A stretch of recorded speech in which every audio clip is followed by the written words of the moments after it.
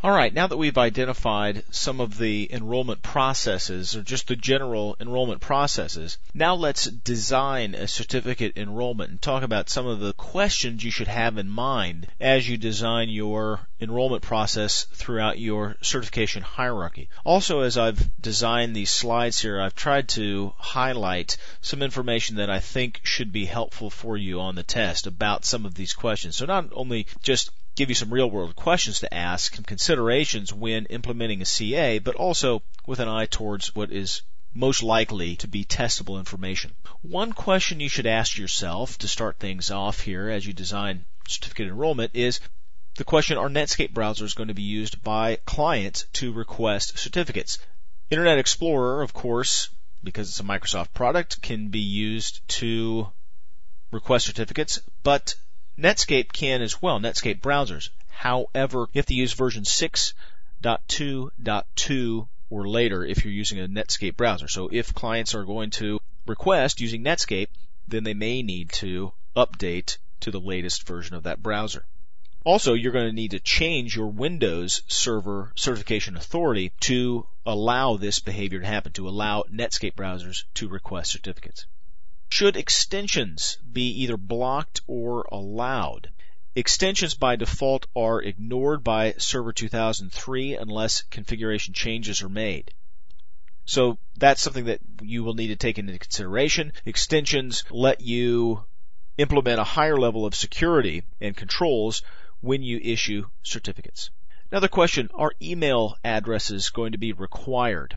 And the testable information really that I think that you can take from this question is that information, the email address, is automatically produced by an enterprise certification authority, but a standalone CA must be configured to do so. So if that's part of your certification enrollment, then you need to adjust the settings on a standalone CA.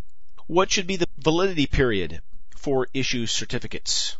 This is another consideration if you're going to be adjusting the defaults. A certificate is valid until it expires, and that is configured based on a time frame. On enterprise CAs, you can set these settings with certificate templates, but on a standalone CA, you have to change this through a registry edit. Other questions that come into play as you design your certificate enrollment. Should certificates be automatically or manually approved? And this is, of course, something that we touched on in the previous module when we were talking about the enrollment process, but know now that an enterprise CA is configured to automatically issue a requested certificate. And the thinking behind this, at least the people who wrote the code at Microsoft, are thinking if you are validated to the network through Active Directory, which an enterprise CA would be a part of, then you have already proven your worth or your identity to the network, and then if you request a certificate or an application does or a user does, then that enterprise CA will automatically issue the certificate to those entities who have validated themselves against the Active Directory database. Also keep in mind, as we touched on in the last chapter, that if you configure manual enrollment or manual approval before issuing a certificate, then that is going to increase administrative overhead, and especially that can become cumbersome in an environment where you're issuing tons and tons of certificates. Also, another consideration, as you design your certificate enrollment, what types of certificates should be used? And there's really two kinds, Type 1 or Type 2. Type 1 certificates are available with Windows 2000 and Server 2003 CAs. They can't be modified once they have been issued.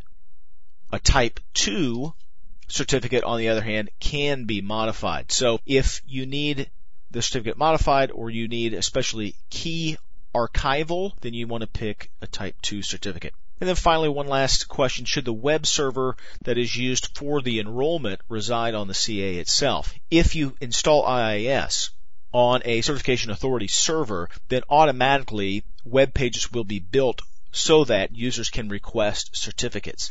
If you separate this out, again, it creates a little more administrative overhead, but it does provide better levels of security, better protection for the computer that is running certificate services. So these are all considerations as you design your certificate enrollments. Again, there aren't really any right or wrong answers, just simply information that will help you make your decisions. And hopefully not only have I given you some information that will help make your decisions, but also information that will help you on the day of the test.